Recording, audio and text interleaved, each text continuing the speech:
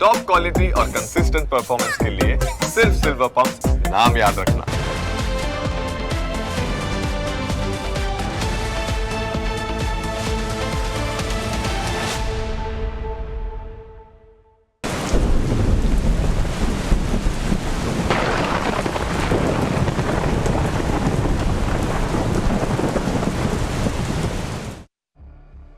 સુરત શહેરની જેવી હાલત છે તેના કરતાં પણ ખરાબ હાલત સુરતના ગ્રામ્ય વિસ્તારની છે। સુરત શહેરને અડીને આવેલા ગ્રામ્ય વિસ્તારો જળબંબાકાર થઈ ગયા, લોકોના ઘરોમાં પણ કેડ સુધી પાણી ભરાઈ ગયા અને તેના કારણે જનજીવન અસ્તવ્યસ્ત થઈ ગયું। સુરતના બારડોલીમાં મેઘરાજા કહેર બનીને વરસ્યા અને તેના કારણે બારડોલીના જુદા જુદા વિસ્તારો જળમગ્ન થઈ ગયા। બારડોલીના ડીએમ નગરમાં કમર સુધી પાણી ભરાઈ જતા લોકોને હાલાકીનો સામનો કરવો પડ્યો। લોકોની ઘરવખરી પાણીમાં ડૂબી ગઈ। તંત્રના પાપે અહીં પણ લોકોને ભારે નુકસાની વેઠવાનો વારો આવ્યો। ચોંકાવનારી વાત તો એ છે કે અહીં સોસાયટીઓ બની ગઈ છતાં પાણીના નિકાલની કોઈ જ વ્યવસ્થા નથી અને તેના કારણે લોકોની જિંદગી દોજક બની ગઈ છે। ડીએમ નગરમાં બોર્ડ તો મારેલું છે કે ફેરિયાઓએ પ્રવેશ કરવો નહીં, પરંતુ અહીં વરસાદી પાણી કેડસમા ફરી વળ્યા છે। સોસાયટીમાં તમામ 150 મકાનો પાણીમાં ગરકાવ થઈ ગયા છે। સોસાયટીમાં ભરાયેલા પાણીના દ્રશ્યો પરથી તમને અંદાજો લગાવી શકો છો કે અહીં કુદરતે તબાહી મચાવવામાં કંઈ બાકી નથી રાખ્યું। બીજી તરફ બારડોલીના જેપી નગરમાં લોકોના ઘરોમાં કેડ સુધીના પાણી ભરાઈ જવાના કારણે ઘરની અંદર રહી શકાય તેવી કોઈ સ્થિતિ નથી, જેના પગલે બારડોલી ફાયર બ્રિગેડની ટીમો દેવદૂત બનીને લોકોના ઘર સુધી પહોંચી, ત્યારબાદ પોતાની જિંદગી દાવ પર લગાવીને એક બાદ એક લોકોને રેસ્ક્યુ કરીને સલામત જગ્યાએ પહોંચાડવા અને ફાયરના જવાનો કેવી રીતે લોકોને બચાવવાની કામગીરી કરી રહ્યા હતા તે આ દ્રશ્યોમાં તમે જોઈ શકો છો। અહીં દર વર્ષે આવી જ પરિસ્થિતિ સર્જાય છે, તેમ છતાં તંત્ર દ્વારા કોઈ જ ધ્યાન આપવામાં આવતું નથી, જેના પગલે લોકો પણ હવે કહી રહ્યા છે કે કાં તો સમસ્યાનો ઉકેલ લાવો કાં તેઓ પાણીમાં તણાઈ જવા દો, જેથી કાયમ માટે શાંતિ થઈ જાય। થી માંડીને અત્યાર સુધીનો આ પ્રોબ્લેમ છે। તમે અમારા ઘરની પરિસ્થિતિ જોવો અને પછી ઝૂંપડપટ્ટી વાળા જોવો, અને જ્યારે હોય ત્યારે અમને કોઈ પણ વસ્તુનું નિરાકરણ કરતા નહીં। ગઈ સાલ પણ અમે હલ્લાબોલ કર્યું હતું, કલેક્ટર સાહેબને પણ વિનંતી કરી હતી કે નહીં, ઈશ્વરભાઈ સાહેબને પણ કહ્યું હતું તો કે તમારી સમસ્યા દૂર થઈ જશે। જે ખાડીના પાણી જતા છે ડ્રેનેજ લાઈનના, તેમજ જો ચોમાસાનું પાણી આપી દીધું હોય તો એ કુંડીઓ અમારી બેક મારતી છે, આખા ઘરમાં નદી તરફ જઈ રહ્યા છે। હવે અમારે શું કરવું? ઉપર આભ ને નીચે ધરતી, વચ્ચે અમે લોકો કઈ હલવાયા?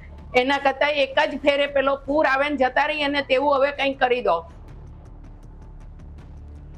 બારડોલીના જેપી નગરમાં લોકોની સ્થિતિ કફોડી બની ગઈ છે। દર વર્ષે ખાડીના પૂર અહીં ધસી આવે છે અને દર વર્ષે લોકોની રાતોની ઊંઘ હરામ થઈ જાય છે, કારણ કે આવી સ્થિતિમાં ઊંઘ પણ કેવી રીતે આવે? અને એટલે જ લોકો તંત્ર સામે પોતાનો રોષ ઠાલવી રહ્યા છે। ખબર નહીં, આશાપુરી માતાના મંદિરે જે પુલીઓ ભૂંગળા નાખ્યા છે એ ખોલે નહીં ત્યાં સુધી કઈ મેળ પડવાનો નથી।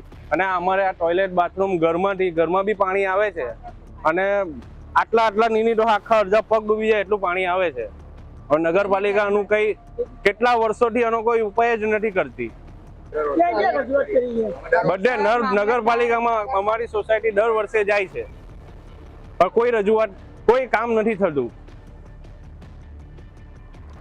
બારડોલીના ગ્રામ્ય વિસ્તારોમાં પણ ગળાડૂબ પાણી ભરાઈ ગયા છે, જેના કારણે લોકોની જિંદગી જાણે કે થંભી ગઈ છે। બારડોલીના વધવાણિયા ગામમાં કેવા પ્રકારની સ્થિતિ પેદા થઈ તે તમે આ દ્રશ્યોમાં જોઈ શકો છો। અહીં ગામમાં લોકોના મકાનોથી લઈને પોસ્ટ ઓફિસ, આંગણવાડી, મંદિરો અને ગ્રામ્ય પંચાયત પણ પાણીમાં ડૂબી ગયા છે। અહીં શ્રમજીવી પરિવારોના મકાનોમાં પાણી ભરાઈ જતા તેમનો બધો જ સામાન તણાઈ ગયો। આ પરિવારોએ માંડ પોતાના કાચા મકાનો બાંધ્યા હતા અને તે પણ આ રીતે પાણીમાં ગરકાવ થઈ જતા તેમના માટે ખરેખર આબ ફાટી પડ્યું હોય તેવી સ્થિતિ પેદા થઈ છે। એક તરફ કુદરતનો કહેર અને વધારામાં તંત્ર દ્વારા ફેલાવવામાં આવતો કહેર લોકો માટે પડ્યા પર પાટું મારવા સમાન સાબિત થઈ રહ્યો છે।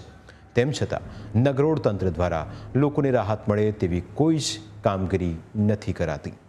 સુરતના કામરેજમાં પણ ખાડીપૂરના કારણે અનેક વિસ્તારો બેટમાં ફેરવાઈ ગયા।